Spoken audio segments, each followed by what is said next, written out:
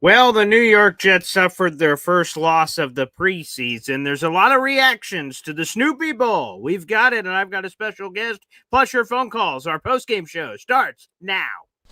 I'm going to lose my gosh-darn bananas. Boy Green Daily starts now. Zoinks! Boy Green fucking daily, fucking daily, fucking daily. Let's go! Zooey mama. Put your seatbelts on. Get ready for the ride. We're the freaking New York Jets, so we're built for this shit.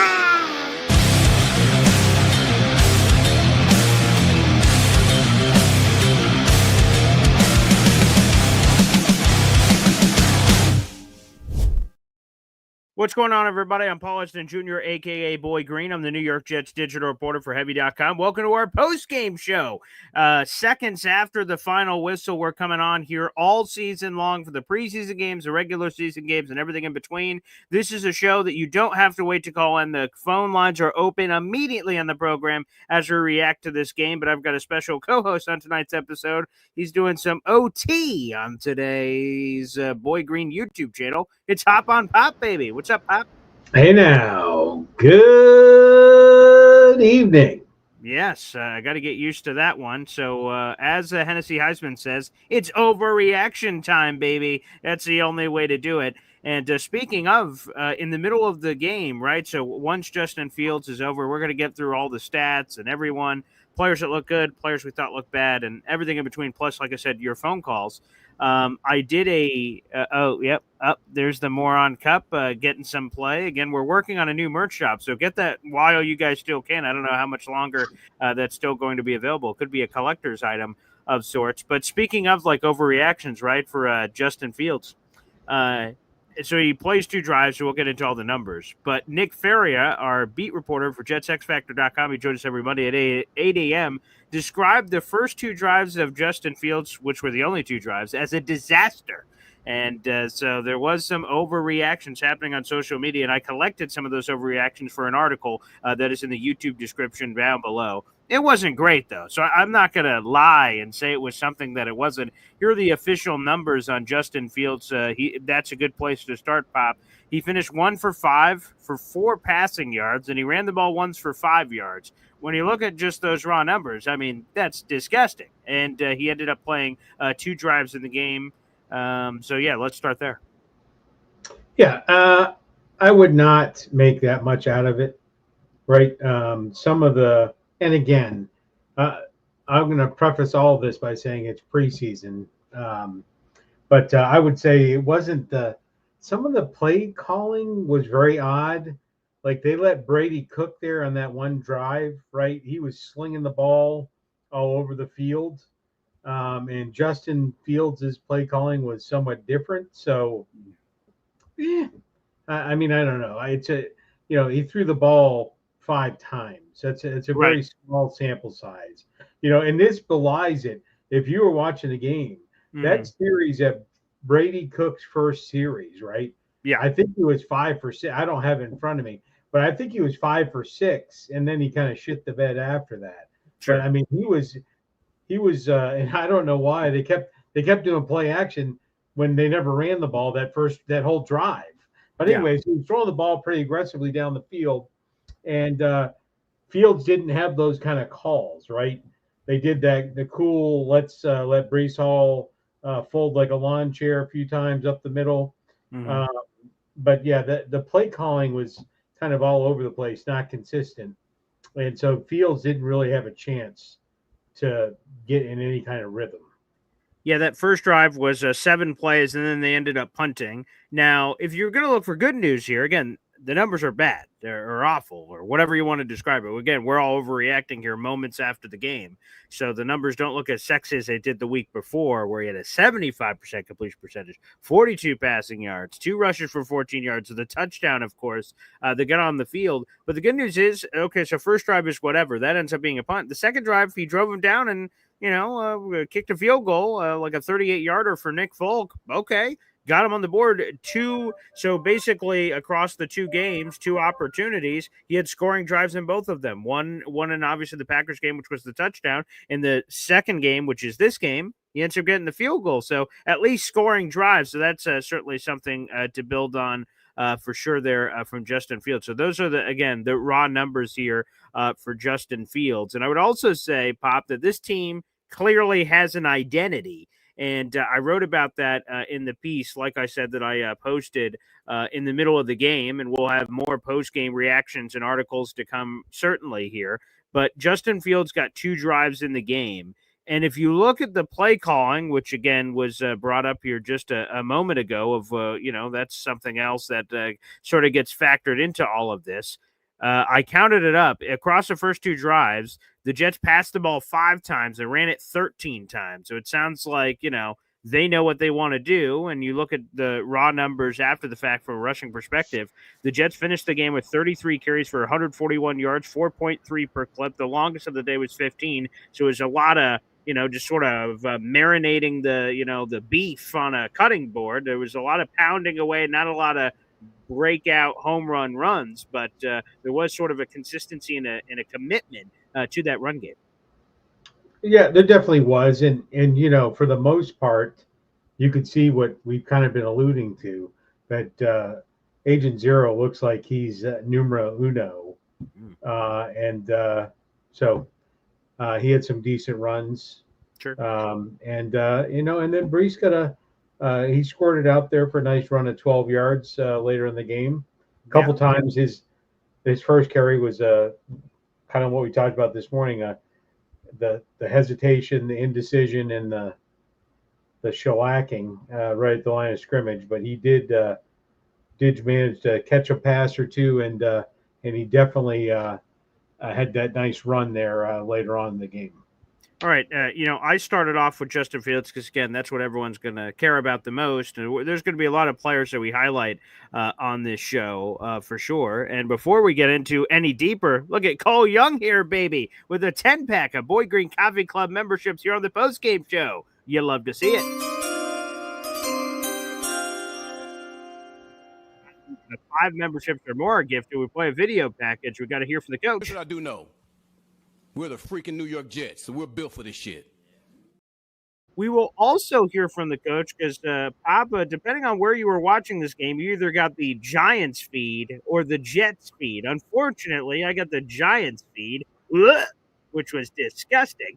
But the people that got the Jets feed got to hear the Otis Livingston, Aaron Glenn, halftime interview, which we have the full video of that. Thank you to Richie Malora of Jets Media. We'll be playing that here in just a moment. But I do want to read the 10 new members to the Boy Green Coffee Club. Shout out to Cole Young here.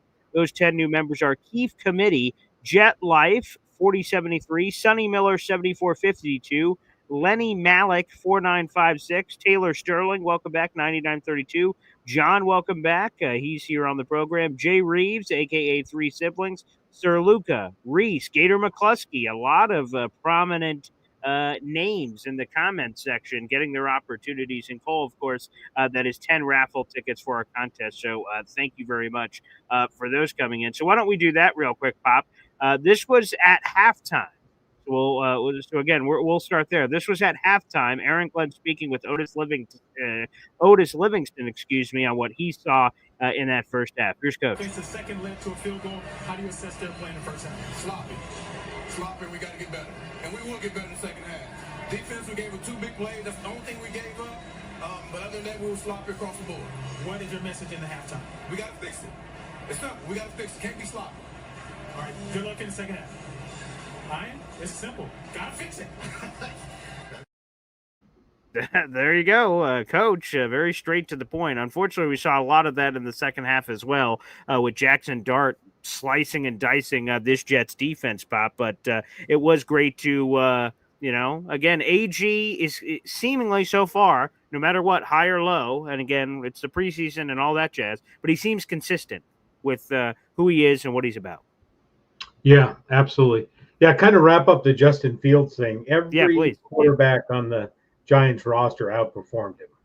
Again, not an overreaction, just a factual reaction. Sure. And the Jets were the benefit of the 2 easiest interceptions in the history of the NFL. They threw the ball to Stiggers, and then the rebound that the Giants guy didn't even have to do anything as it bounced right into his hands. Yeah, that did occur. That did happen. I'll pull up those numbers so you guys can see them here in just a second. Again, Cole Young, thank you so much. I'll update the scrolling ticker in a little bit, but you do have 10 raffle tickets for our contest. Yeah, the Giants killed it. There's just no other way to put it. And even Tommy was cooking out there as well. I know a lot of people were talking some crap about Tommy DeVito, but I tried to tell you people that Tommy DeVito is not too shabby. So here it is. I'll throw it up here on the big screen so you guys can see it. This is how the Giants quarterbacks performed in this game. Tommy DeVito was the guy who got the last opportunity at the end of the game, but everyone else was over 100 yards passing. They were throwing it all over the barnyard. Again, to your point, Pop, you have the 2 interceptions. Tommy DeVito, one doinked off and went right into the hands of one Dean Clark. And then the Russell Wilson one just looked like the receiver was supposed to run this way, and he ran this way, and Quintez Stiggers got the old fair catch interception. Now, for Stiggers, hey, man, you get the interceptions however they could come. Like Sauce in the Jets-Jaguars game at the end of last year, he got one seemingly thrown right to him, whether or not Sauce baited him or what happened. Like, hey, man, get your interceptions when you can get them. Exactly. So, but yes, the Giants quarterbacks dominated for the most part, and that means the Jets secondary was a little Swiss cheese. And if we go to the Russell Wilson one off the top, Pop, right, he finishes with whatever it is, 108 yards. 80 of his 108 yards went to a Notre Dame Golden Domer undrafted free agent. Quintez Stiggers seemed to get beat on the initial route, and Andre Cisco, if you keep watching like the sky view or the sky cam or whatever you want to call it, like Andre looked like he was supposed to be protecting over top. Again, you never know truly what these defenses are running. We're not in the rooms, but it looked like Andre was playing free safety, and he gambled thinking he knew what the route was, came down, and then he was like, oh shit. And then he tried to catch back up, and then that's where the 80-yard thing happened. So it could be a little bit on Stiggers for the straight-up coverage, and then Cisco certainly over the top. Right. Cisco got Crisco'd, if you will. That was tough. That was tough. Hey, it happens. It happens, but he definitely got cooked. Russell Wilson is a lot of things. Mm-hmm. We won't go into most of them. But what he can do is he can rip that freaking ball down. Every one of the Giants quarterbacks, and I haven't seen this much out of Dart, but the other 3, they can rip that freaking ball down the field. You know, Jameis Winston, Russell Wilson, Tommy DeVito, they got some arm strength over there in the other half of MetLife Stadium. It certainly feels that way. Russell Wilson, we always knew had the long ball, but even Jackson Dart had a couple of ropes. Tommy has a bigger arm than people realize. By the way, again, Cole Young, you are 5th in our rankings now with your 10 gifting that happened earlier here on the show. The phone lines are open. That is youtube.com/boygreen25. We have 300 people in the room. This is our post-game show. Again, unlike years past where we would wait a significant period of time to do the show, we are doing them now seconds after the final whistle, which brings you guys right to the action. So I hope you guys can appreciate it. We'll also give our players of the game and not so players of the game that'll also be coming through. But yeah, I'll give props to Jackson Dart for any of the Giant fans that are watching in. I know we have a couple of Giant fans that are subscribed to the channel. Yeah, Jackson Dart looked really good. He looked in command. He got the ball where it's supposed to go.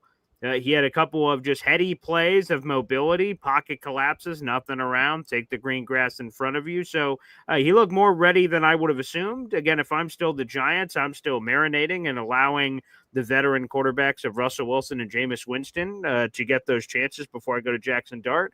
But when you see plays and ability like that from Jackson Dart, and I saw him in the Bills game the week before, had that beautiful dime down the left hash, which was a touchdown. Like, if he keeps showing plays like that, it's going to be inevitable that he's going to hit the field sooner rather than later. But I would try to delay that as long as possible. And again, no quarterback is like, geez, I got too much time on the bench. Like, that's not going to happen. Absolutely. Absolutely.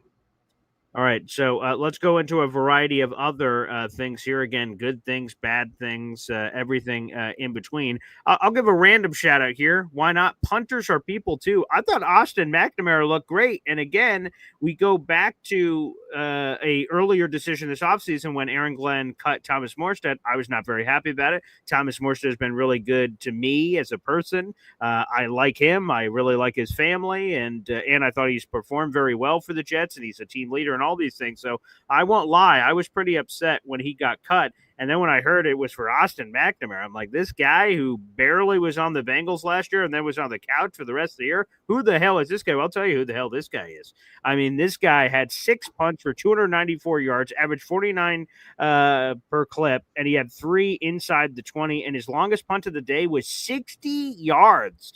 Pop, I know there was a lot of questions about special teams there for a while, and understandably so, perhaps. But with Nick Folk, who went 2 for 2 on his field goals, 100% conversion rate, his longest being a 38-yarder, and Austin McNamara, you look at what's happening here, like, okay, maybe the special teams won't be as big of a problem as some of us thought previously, Pop. Yeah, I agree. They both, the kicker showed up. I'll tell you what, and Nick Folk is just the Energizer Bunny at age 75 or however old he is. 40, but that's all the same.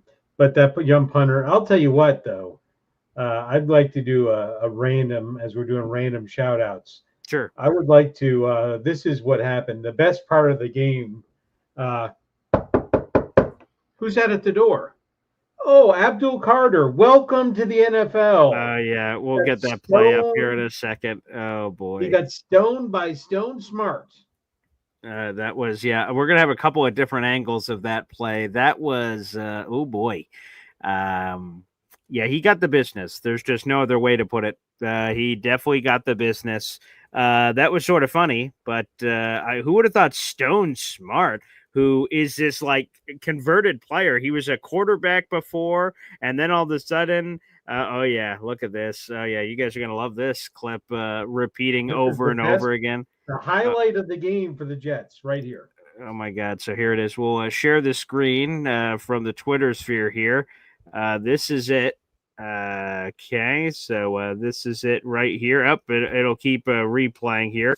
We'll mute it because we don't need the sound of it. But yes, you guys will see this several times here on your screen. That this is, look at Stone Smart immediately to 51, and then you get the cleanup block to pancake him down into the universe. Pop. This is just over and over again. I mean, good night. I mean, we're not seeing it.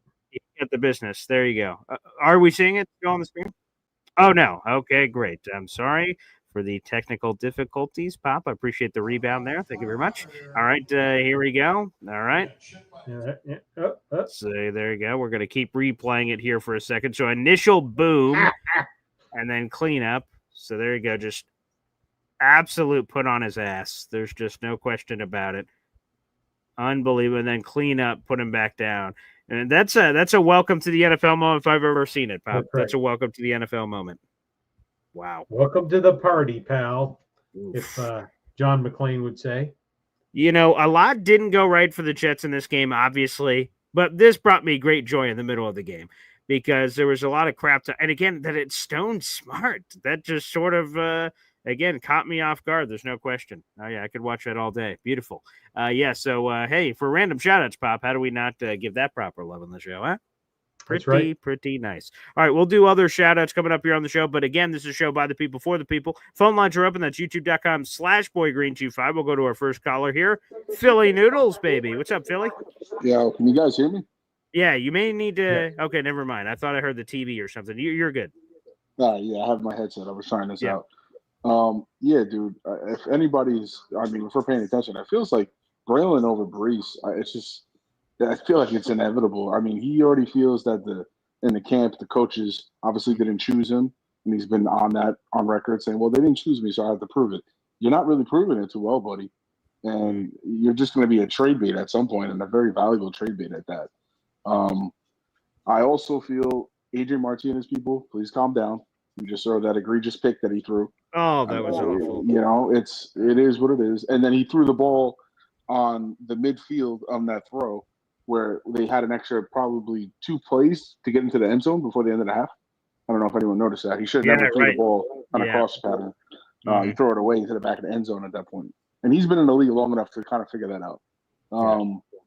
And I think lastly, I'll leave it with, not only did he get that chip from Smart, but Membu with the cleanup on aisle 3. He was just pancaking. He put the syrup all over that plate. Hey, so that's what it's all about, baby. By the that's what we way, need. by the way, those are Walmart pancakes because it was a cheap one. That's true. Real flimsy, flat, Yeah. no sauce to them. Yeah, no fluffiness. That's Oh true. my God. Yeah, man. Yeah, good to see you, Pops. On late, both of you guys. This is great. Yeah. There you go. I appreciate it. Thanks for the call, Philly. Thanks, You man. got it. Love it. Yeah, great call there. That was good. Yeah, Adrian Martinez. We can talk about him because I wrote a piece about this, and I thought today was a great opportunity for Adrian to make some hay because Brady Cook was hurt. He was expected to play in the game based on what the Jets have said publicly, but it sounded like they were going to do a switch, and Martinez would get the reps first over Brady, and that is what happened. So Justin Fields played his 2 drives. Martinez came in, cleaned up until Brady got his chance. But again, before this game, taking a step back for a second, that Martinez had a chance to, if he showed chutzpah in this game, not only could he say, hey, Brady Cook, sit down on the QB3, he could have vied for QB2. Tyrod Taylor underwent minor scope knee surgery. He's out for, at minimum, the preseason, and he's up in the air for week 1. If he's not available week 1, the Jets have no other choice. They have to keep a third quarterback because that person could temporarily fill in for week 1 and maybe longer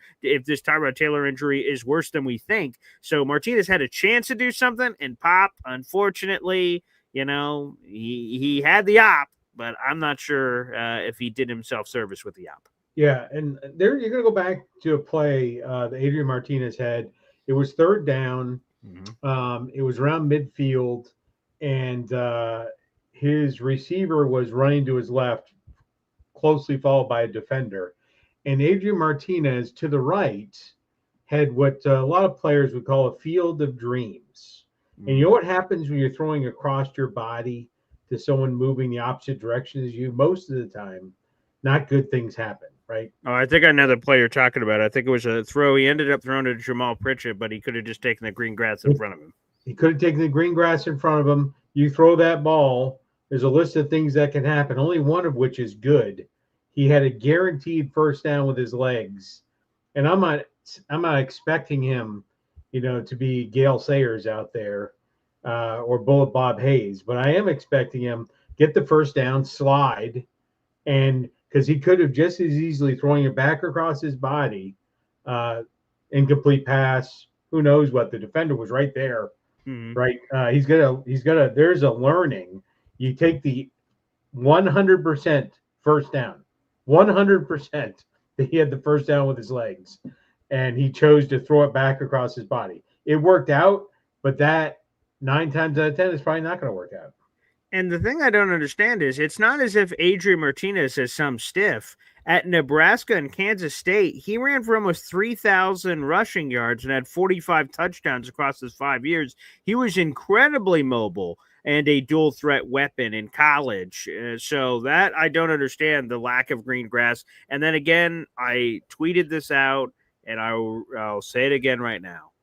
There is a fine line between keeping a play alive and being reckless. Adrian Martinez rolling out to the right, refusing to allow the play to die and move on to the next play. He's looking, firing, and an awful interception across his body instead of going out of bounds, ends the drive. Like, those are just silly plays, absolute no-nos that gets the coaching staff to spike their stuff. And Adrian, that could be your final chance. That's why you have to really take advantage of these ops that you get because they are not guaranteed. And just a couple of days ago, the Jets worked out several veteran quarterbacks. Now, I don't love the quarterback names, but it doesn't matter. The Jets are working out guys that have been around the league, Nathan Peterman and C.J. Beathard.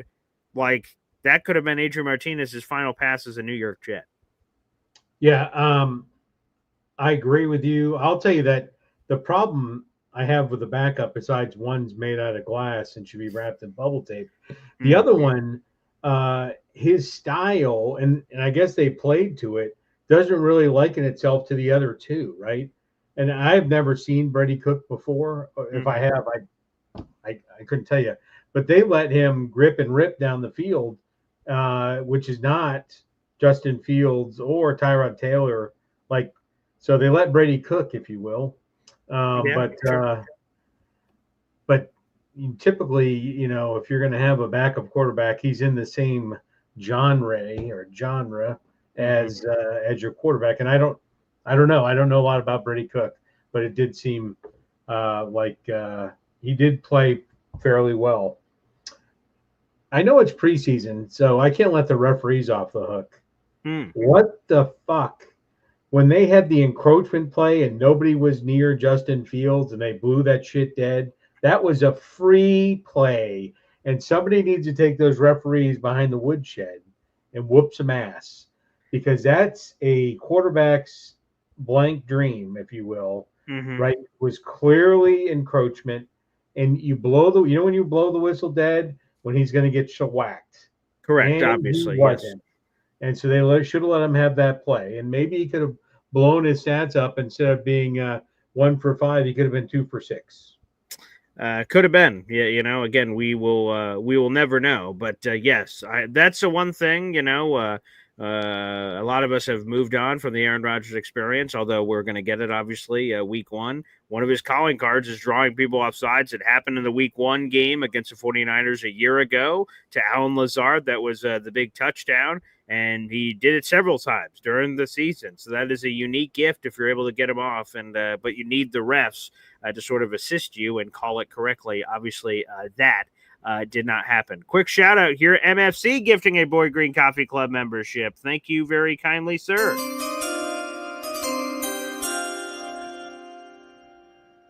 And that membership went to, let me make sure I got it here, Fernando B. You are now a member of the Boy Green Coffee Club MFC. You got yourself another membership, my friend, towards your total. So thank you very much. You have 14 raffle tickets, so far this month. So thank you for sending that in. And also a super chat coming in immediately from our guy MFC. So with the old double dip. Wow. $2 super chat here. Justin Fields obviously is struggling as a passer. So yeah, I guess this is the thing to rack our brains around, Pop, is what evidence that we see, good or bad. And again, I talked about this before training camp even started, that we sort of have to take it with a grain of salt, whether it was awesome or it was terrible, is that it's preseason. So we don't really know. It's practice. We don't really know. Now, it seems to point in a certain direction that some struggles that people have questioned about Justin Fields' past rearing its ugly head again is a spade a spade. A tiger can't change its certain stripes or spots or different animals. Like, is there any concern here? What is the concern level for you with Justin Fields? Because obviously today was not his best day at the office, but again, it's 2 drives in a random preseason game too. So how do you sort of encapsulate everything all together here?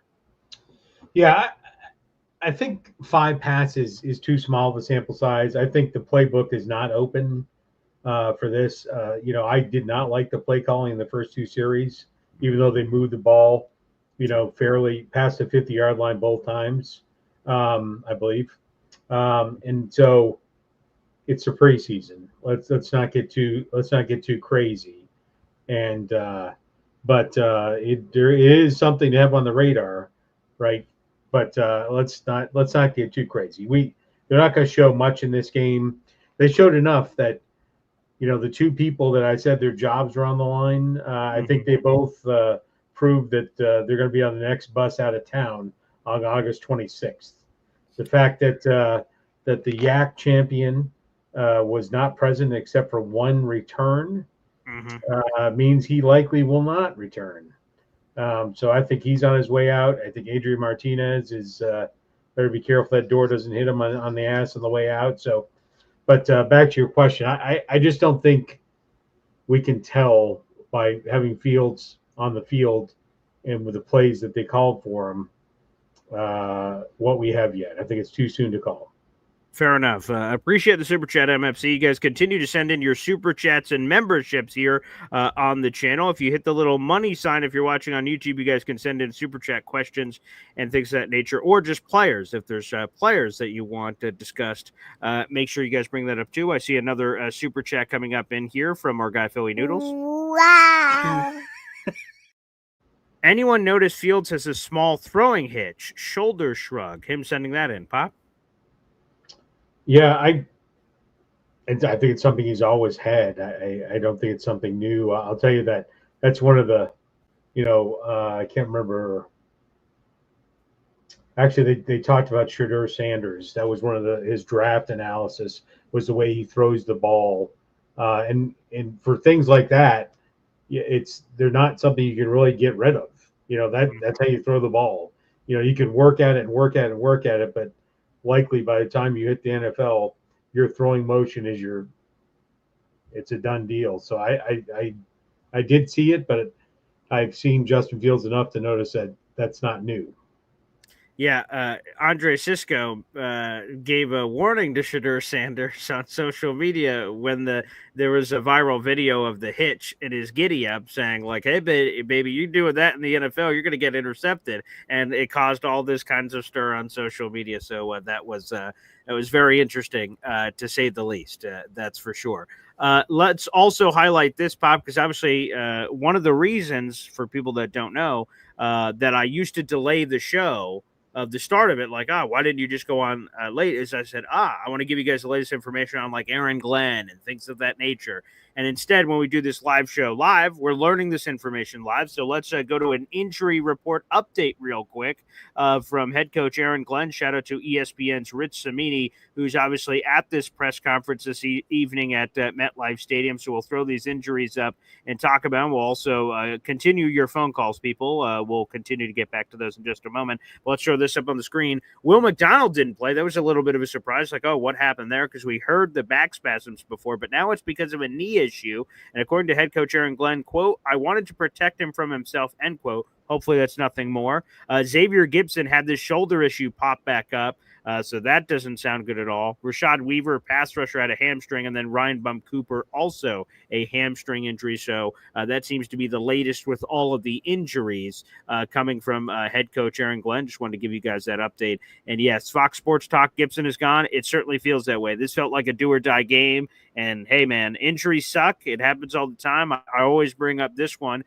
Alex Smith was the starting quarterback for the San Francisco 49ers, and things are going great. They have this great start to the season. He suffers a concussion. Harbaugh goes, who's that Colin Kaepernick guy on the bench? He takes over for him because of injury, and Alex Smith never gets his job back, and he ends up ultimately getting traded. Hey, man, football isn't fair. That just sometimes happens. So, hey, man, injuries happen, and for Gibson, that could be the final straw for X. All right, let's jump over to the phone lines, Pop. It's Bubba Badshaw joining us here on the show. What's up, Badshaw? So are we throwing the towel in on the season already? Some people are. I saw a lot of tweets in the middle of the game, that people were doing that sort of thing and saying like, boy, see, Justin Fields sucks. And I'm like, Jesus, guys, it's a preseason, man.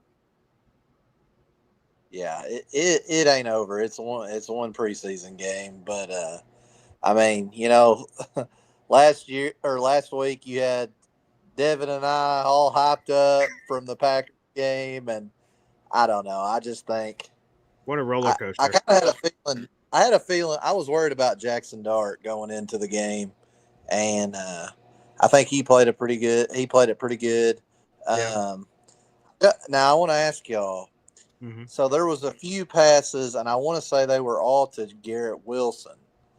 Did you think there was any where they kind of the corners made the play a little too early, or did you just think that was great coverage, or what did you think about those plays? There was like 2 or 3 plays, and I don't think they were all Garrett Wilson, but it looked like the corners got there a little early. So 2 stand out in my mind.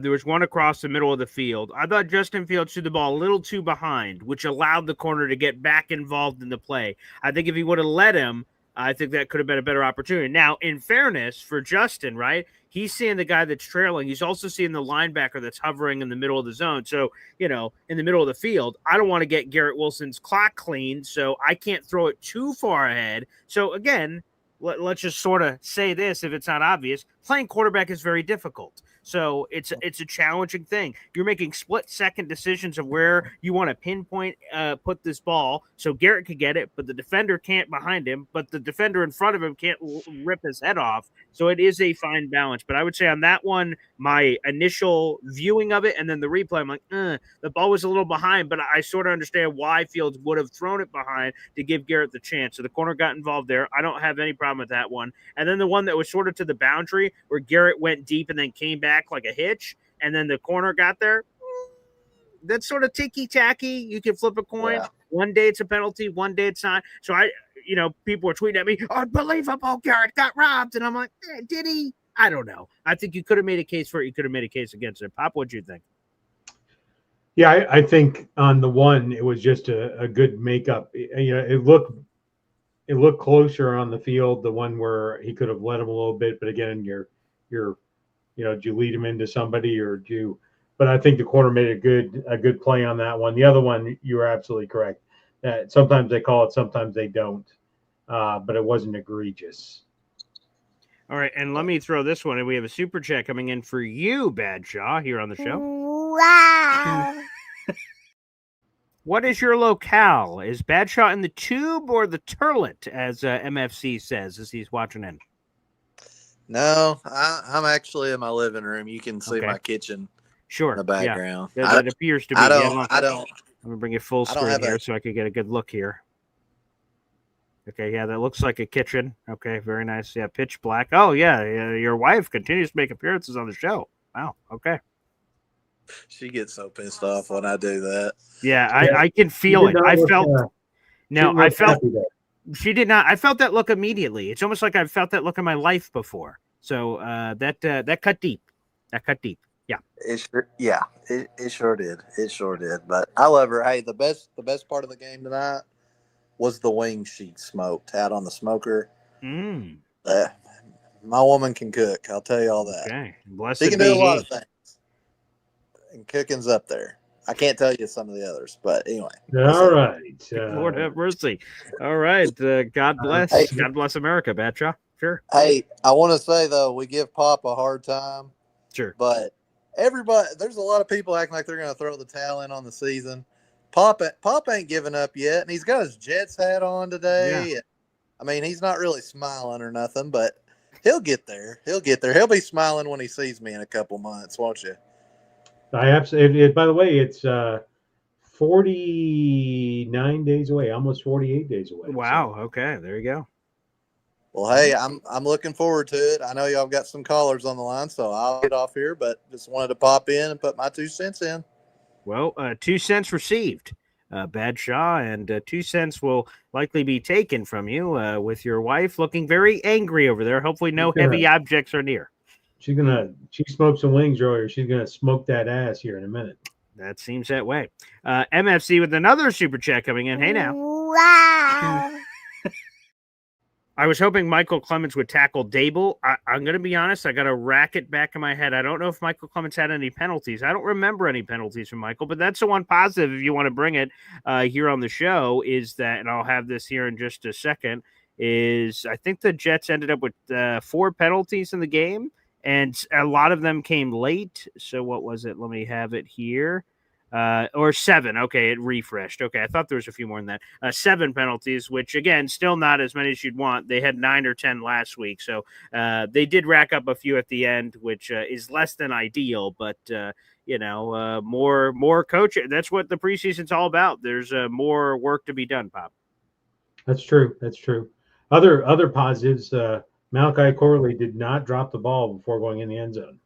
That is true. However, I didn't think he had any opportunities to go into the end zone. So, no.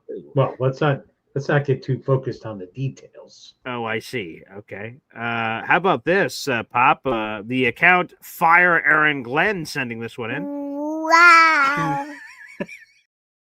His $1.99 super chat is Fire Aaron Glenn. Inexcusable loss tonight. Thoughts? It's the preseason. And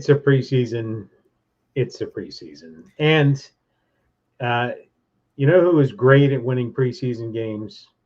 Robert Saleh, baby. Robert Saleh. So that put that in your put that in your bad shot and smoke it. So an account existing, Fire Aaron Glenn, which by the way existed immediately when Aaron Glenn was hired. This Fire Aaron Glenn account came into our universe and occasionally drops in with super chats and other questions or comments. What do you make that Aaron Glenn immediately had a hater, so much so that an account was made in his honor to have him fired immediately? Somebody wanted an offensive coach or a coach that had been a head coach before, which are things that I didn't really care, offense or defense.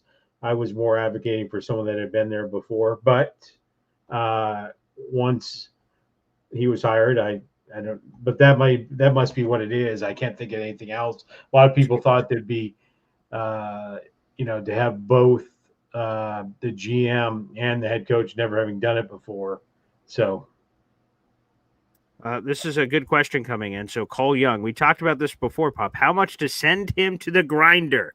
What is the proper bounty for Fire Aaron Glenn to throw him in the hole for 24 hours? I would say $10. Okay, wow, that seems a little cheap. I think to throw someone off the show should probably be like $20. I would say. Yeah, except it's more than halfway through the show. I guess that's true. All right, we'll settle. $15. There you go. $15. Cole Young. How much to send him to the grinder? But with 24 hours, that means he's going to miss some other action, right? Because we have the shows tomorrow morning and things of that nature. So it has a more lasting impact. So $15 sends him to the grinder, Cole Young. So if you want to dig in your pockets, those also count for raffle tickets too. So it's a multifaceted donation if you do choose to go in those waters. Yes. MFC here. Badshaw may be sleeping on the porch. Hey now. Wow. He may be headed to the grinder. Yeah, and not in a good way. I think going to be some issues there, but Badshaw always for a good laugh, I guess. So hopefully you got your chuckles in, pal, because I think your wife is going to have the last laugh there, I believe. But appreciate the creativity for some of the super chats coming in. Thank you guys so much. Booyah! It's come in. Get him out of here. I still believe in AG. So we haven't done this in a while, so we got to dust it off, Pop. But it's time for Aaron Glenn. Fire Aaron Glenn account. I'm so sorry, but you must be put into the grinder. So without further ado, Aaron Glenn, salutations, and we'll see you in 24 hours, pal. You're in the grinder. You mess with Kurt, and you go into the grinder. Okay, now this grinder of yours, is it a real grinder or is it some kind of a metaphor? That's it. You're gone. Adios. TKO'd. Historical. Wait. I won't be funny no more. See? Security. You ain't got to bring the man down here. Wait a second. Kurt, come on, please. I need this job. Take out the trash. Trash? Oh, now look at here. So get this booze out of my face. Goodbye, Fire Aaron Glenn. Sorry, pal, but you're hasta luego. You're out of here, and thank you, Cole Young. We haven't used the grinder in a hot second, so it's great to use. So Fire Aaron Glenn, you'll be able to return in 24 hours, so you'll have that for you. But we don't do any more permanent banning anymore. So, it's a free speech, but also give people an opportunity to tell someone to shut the hell up for a pile of money. So get them out of here. I still believe in AG. Cole Young, thank you very much. Like I said, we'll add that to your totals of raffle tickets so you get the most bang for your buck as well. So very nice. And by the way, you now have an unbelievable 17 raffle tickets. Those are cooking pretty gosh darn quickly. We appreciate it. They're for our buddy, Cole Young. Very nice. All right. Pop, is that your first time seeing the grinder? No. Okay. No, I've seen it. And what's your thoughts on that? Are you a grinder guy? What's going on there? I'm okay with it. I'm okay with it if people instigate, just randomly throwing somebody out there. But to answer someone's question, when Jameis Winston's been in the league since he stole some crab legs 10 years ago. He was stealing crab legs from a supermarket. Yes, that is my Holy King 6951. Yeah, he was the number 1 overall pick of the 2015 NFL draft. Marcus Mariota was the 2nd overall pick. He did have crab legs and all kinds of things. What a wild journey Jameis Winston has been on, by the way. Number 1 overall pick. The guy, touchdowns, 5,000 yards, interceptions. I mean, he's had a wild career. I would tell you, I think the Giants have if you want to have fun, right, there's certain quarterbacks that are going to be bland. They're not going to take risks, and you could do whatever you want with them. Jameis is going to take risks, and sometimes that's going to be great, and sometimes that's going to be bad. But if you just want to have fun and have a roller coaster, Jameis Winston's your guy. So they have good depth. I'm curious what the Giants do in that quarterback room because I think Tommy DeVito is very capable. You obviously have Jackson Dart. He's not going anywhere. Russell Wilson's starter. He's not going anywhere. So what does that mean? Do they keep 4? Does one of them get traded? That'll be sort of curious to watch as we go through this process here. And, hey, speaking of, after the Adrian Martinez performance tonight, I wonder who is the clear backup quarterback for the Jets. Does someone pop up available here in the near future? That could be an answer potentially for the green and white and the New York Jets. Guys, continue to send in your questions or comments. Feel free to super chat a player's name if you just want to talk about that player. I want to talk about Quantez Stiggers Pop. He did start in place of Sauce Gardner, as we all sort of anticipated here. And Quantez had some good moments and some bad moments. The interception, cool. Catching interception's pretty cool. But he got roasted on the play from your Notre Dame Golden Domer undrafted free agent for 80 yards. Cisco also playing a role in that as a safety over the top. And he got cooked a couple of times in routes. He just was out of place and got caught with his pants down a couple of times, especially like on the 3rd and long play that he just kept running. He assumed it was going to be a deep route. Receiver comes back and you just give it up. You're like, oh man, that's inexcusable. You can't be giving that up. But again, he had other plays that I like. So sort of a mixed bag, but I guess that's what you get with a player that did not play college football, played in the CFL, jumped over here to the NFL, didn't get a ton of reps last year. It's going to be sort of a process with this young, talented guy. Yeah. He's definitely not ready for prime time. So it's he definitely showed his inexperience. Sure. Quick shout out. Speaking of corners, Brandon Stevens, he made a nice play on that 3rd down play. Now, it was a giant drop, both literally and figuratively, I suppose. But Stevens came aggressive, and I really liked how he entered over there. So I thought that was very refreshing. Very nice. Yeah, I agree. And it looks like, despite our initial reaction, signing him was probably a wise choice. Yeah, I think so too, for sure. All right, let's go to some more super chats and other comments here. Hennessy Heisman with a very interesting question, $1.99 super chat coming up here on the program. Appreciate you, sir, and thank you kindly. Wow. Do the starters play again next week? We have one preseason game left. It's crazy to think that, but it's the season's right here, Pop. The Jets play the Philadelphia Eagles in the preseason finale. Now, typically, teams do not play their starters in that game, but AG isn't typical. He's his own man, and especially with the sour taste that I was imagined is somewhat left here. I've been reading some of the comments. Obviously, I've not heard from Aaron Glenn personally yet, but I've seen a little bit of the quotes, and they seem a little fiery, like he is not happy and pleased, and why would he be, with the offensive output. So what do you think here? Starters play again next week or no? Yeah, so what's really interesting is I'm pretty sure I have this right. Like we dropped a preseason game and added a regular season game, but it seems like there's an extra week in there now from when training camp and the regular season starts. It seems like there's another void week, because I would have told you that typically in the past, when you had 4 preseason games, in some case 5, the 3rd game was when the starters, that was where you came out, and then the 4th game typically starters never played. But to recognize that it's like in excess of 3 weeks from today before the Jets play again, if they didn't play, that seems longer than it was in the past. So I would recommend they start very similar to what they did tonight, because 22 days is a long ass time. And it'd have been one thing if they came up and showed up, rocked out with their cock out, but they did not. So I definitely would have them drop back out. And again, when did the Jets play? I don't have that in front of me. Is it a day early? Is it Friday? Is it Thursday? Oh, I am about to pull it up, but I will say this: because it's a final preseason game, everyone plays basically at the same time. There's no like Sunday night. They have all the same advantage, if that makes sense. So I'll pull that up here. They all play at the same time. I would assume it's on Sunday, but I'll have it here in just a moment.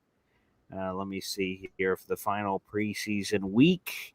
It is, preseason week 3. Yeah, all the games are on. Well, actually, that's not true. I guess I totally lied. Some are on Thursday. There's a couple games on Thursday. There's a couple games on Friday, a couple games on Saturday. Oh, well, here's the other thing I forgot because I'm an idiot is obviously we got rid of the 4th preseason game. So that eliminates that week of like making sure everyone's on the same playing field, if that makes sense, Pop, because,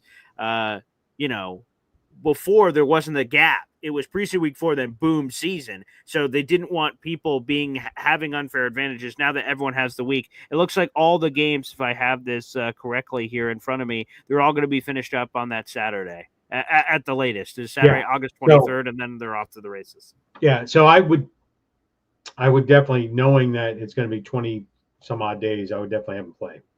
Okay, there you go. We'll see. I'm sort of peeking around some of the commentary from some of the beat reporters and things of that nature to see if Aaron Glenn answered this. I don't know if he would have been in a cheery mood to answer that sort of question immediately after this loss, but I'll let you know. And Hennessy, we'll add this to your total. Thank you very much.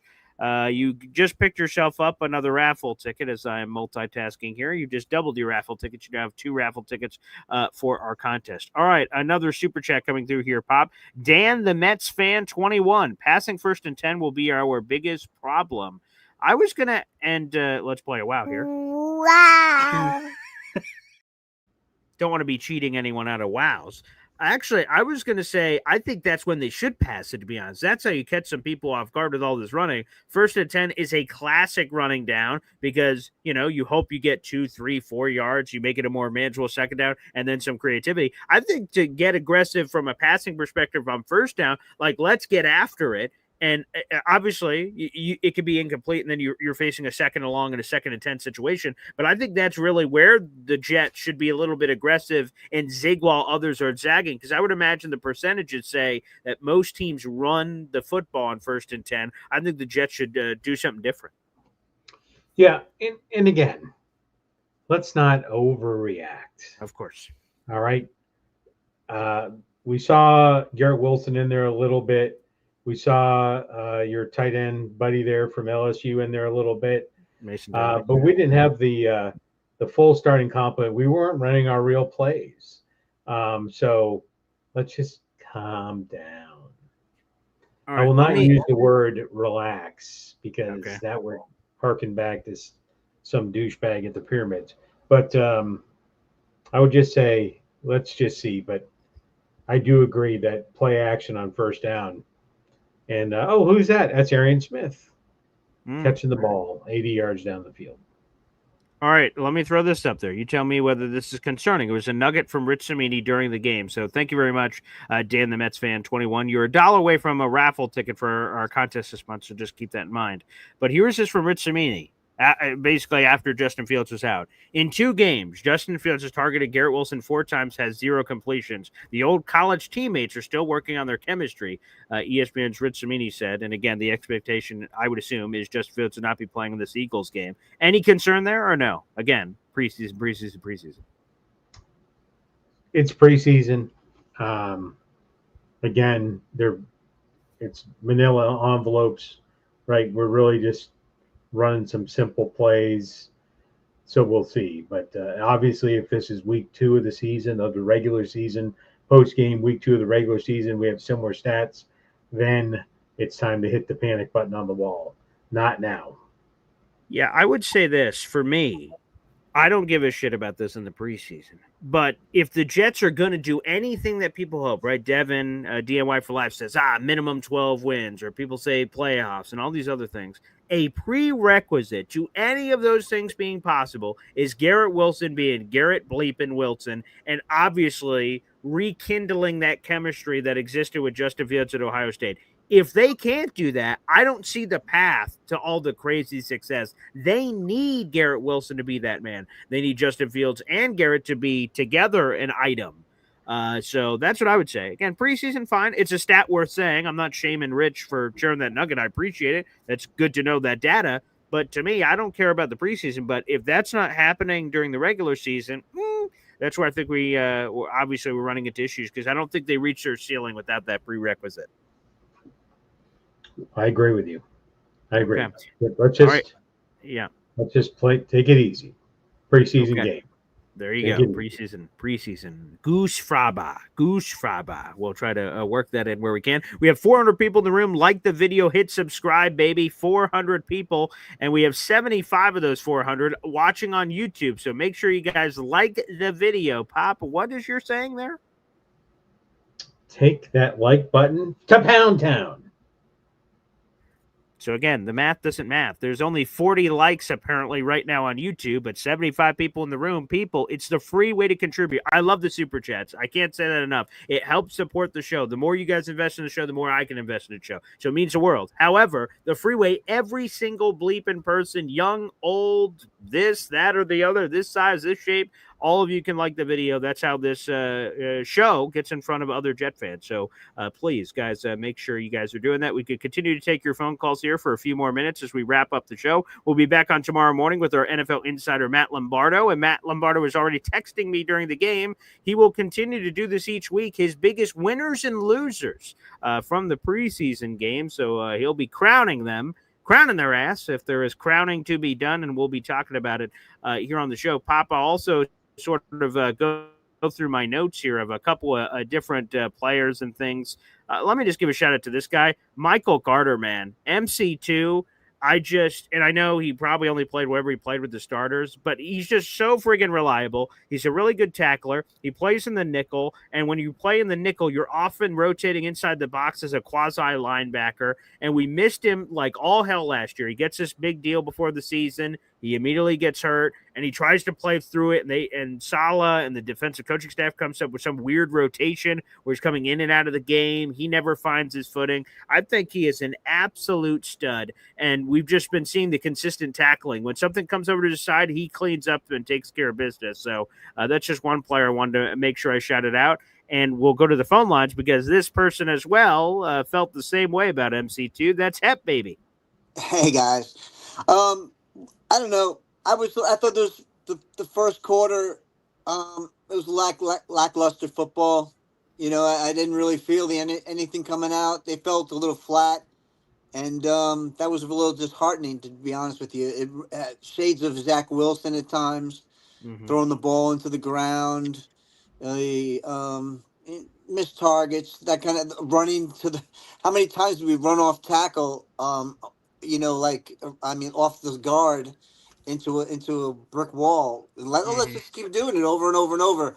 Unless, I don't know, but I know they don't want to show anything, sure. As far, but I don't know, it was a little weird. How did it wind up with the penalty situation? How did we fare out? Again, I blame me because I probably cursed it. But, throughout the game, I'd sort of write up a tweet draft and say, let me see if I come back to this. Oh, first half. Hey, look, only this many penalties. Oh, that should feel good for Jet fans. So I, pre-wrote a couple of things in the middle of the game. I'm like, let's see if we come back to this. And like I said, at the end of the game, they started collecting a lot of crap. They ended up with 7 penalties for 65 yards. The Giants had 5 penalties for 22 yards. So basically what those numbers mean is the Jets had more serious penalties and more of them. So quantity and quality, which is not good. So they racked a lot of them up at the end. So take that for what you will with third string players playing in the game. So where does that factor in? But no, there's a couple of silly ones, like, again, hitting these are the unacceptable ones that really change drives and things of the pass rusher, and his name's escaping me now, that hit Jameis Winston in the face on a long completion. That's another 15-yarder on top of that, and automatic first down based on whatever the scenario would have been.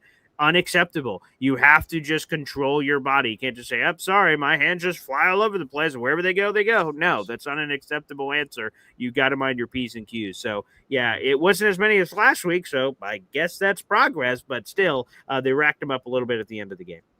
Yeah. What was your take on it, Pop? What do you think? Yeah, it's I'm not too concerned with the penalties right now because, again, you've got a mix match, a quilt. You're patching different players together that will never play together again for the Jets. And not coming most till late is just like Boy Green said, that these are people that'll be bagging my groceries on October 4th when I stop at the Packy on the way to the hotel.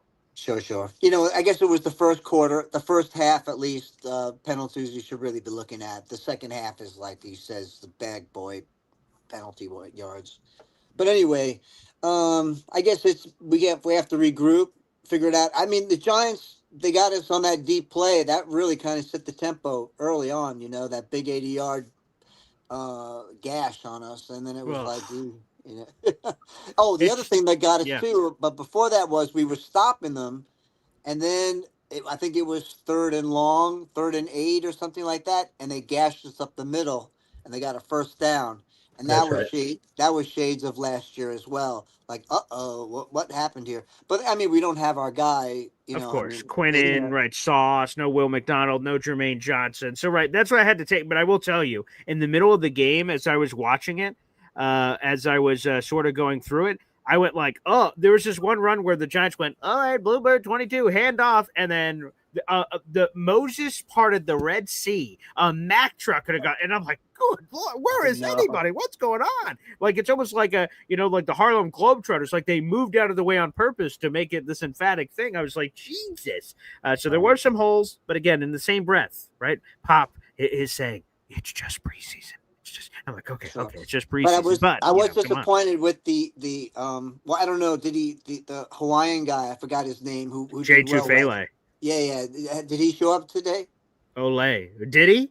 Yeah, no, I don't think so. I mean, it doesn't look like it. So shout out to Jets X Factor, right? Because we always talk about names to watch, but Jets X Factor wrote this interesting article. I think it was Michael Nania about, sure, we're looking for players to watch, and we're circling names that we hadn't heard before, but also circling the names we had heard before. Is it a flash in the pan, or is there an encore to come? And J2 Fele was straight up invisible. And this Giants offensive line isn't great. Andrew Thomas, their superstar lineman, was out of this game. So, that doesn't make a lot of sense. So that's unfortunate because, like I said, Jay, I was like, whoa, where did this guy come from? I was not high on J2 Fele at all, but it goes to show you, to Pop's point, preseason can be good and bad. It can be good reasons of hey, now, look, let's not worry too much. But also the other side of hey, man, a random pop in one game does not necessarily mean you're just guaranteed to be the superstar either.